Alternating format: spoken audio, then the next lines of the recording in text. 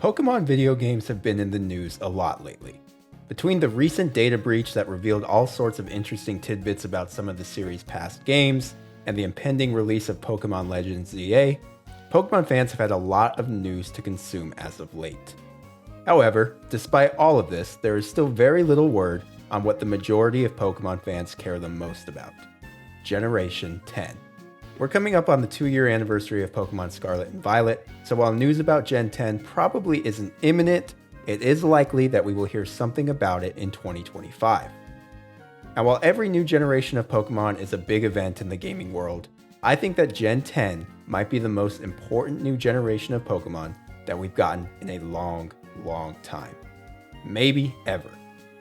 So today I want to explain why I believe that this next generation of Pokemon is such a huge deal and something that Game Freak cannot afford to screw up.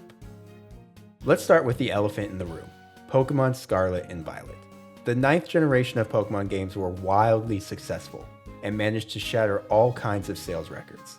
But there's no denying that the reception to those games was mixed, to say the least. While many people loved the bold step towards a true open world formula, the games were plagued with performance issues and are undoubtedly the ugliest and buggiest mainline Pokemon games that we have ever had. The complicated legacy of Scarlet and Violet puts massive pressure on the 10th generation of Pokemon games. On one hand, Game Freak squandered a lot of goodwill with the technical shortcomings of Scarlet and Violet. Another release that is marred with similar issues could potentially turn some people off from the Pokemon games forever.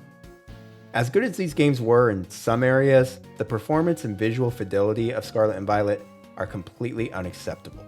The next generation of Pokemon games releasing in a similar fashion would be appalling, and something that even a die-hard, lifelong fan like myself might not be able to overlook.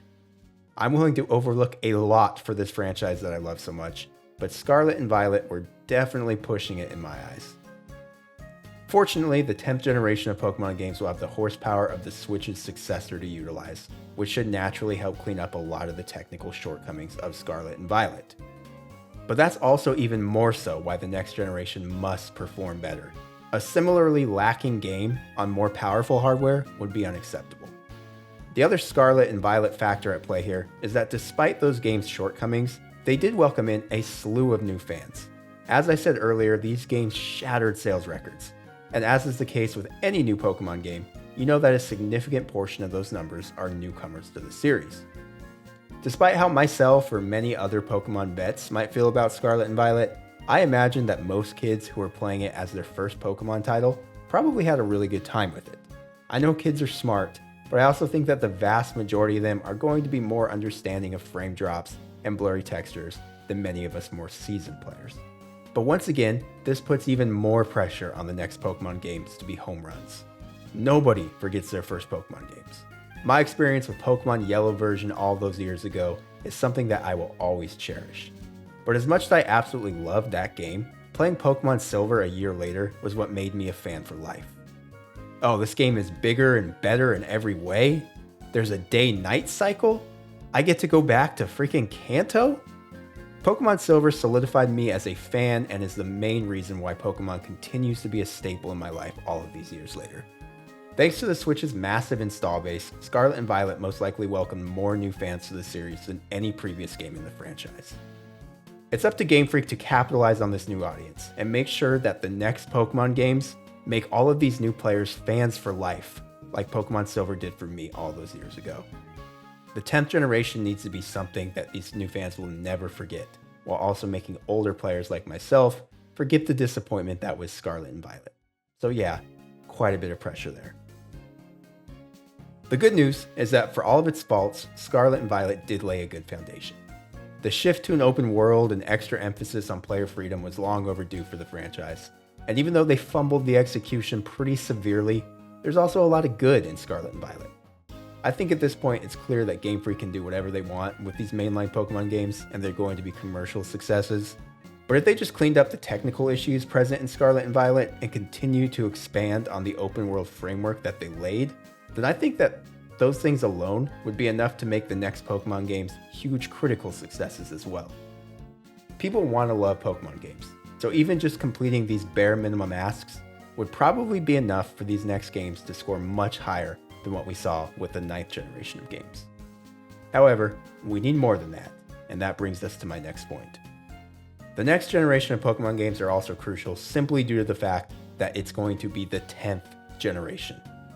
I am firmly convinced that the 10th generation of Pokemon should be a massive celebration and love letter to the series' history. Pokemon has been one of the biggest brands in the entire world for more than 25 years, and there's no better time to celebrate that illustrious history than with this next iteration of games. A dream scenario here would be that the 10th generation of games are full of callbacks and Easter eggs to previous titles in the franchise. Being able to visit past regions or battle past gym leaders would be mind-blowing, but I think having expectations like that are probably setting up Game Freak to fail. Realistically, I would be happy with minor cameos and Easter eggs from previous games, and more importantly, a very large Pokédex.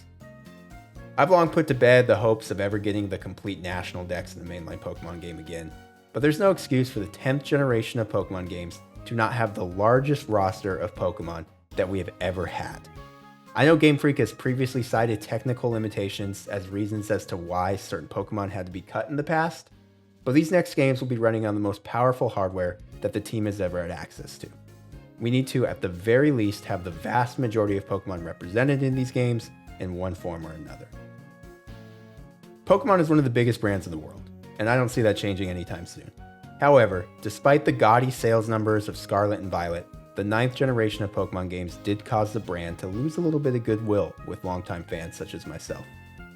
The 10th generation of games was always going to be a huge deal simply due to being such a significant milestone, but I think that the shortcomings of Scarlet and Violet, combined with the fact that more eyes are on the franchise than ever before, make this next batch of mainline games the most important that we've gotten in a very long time.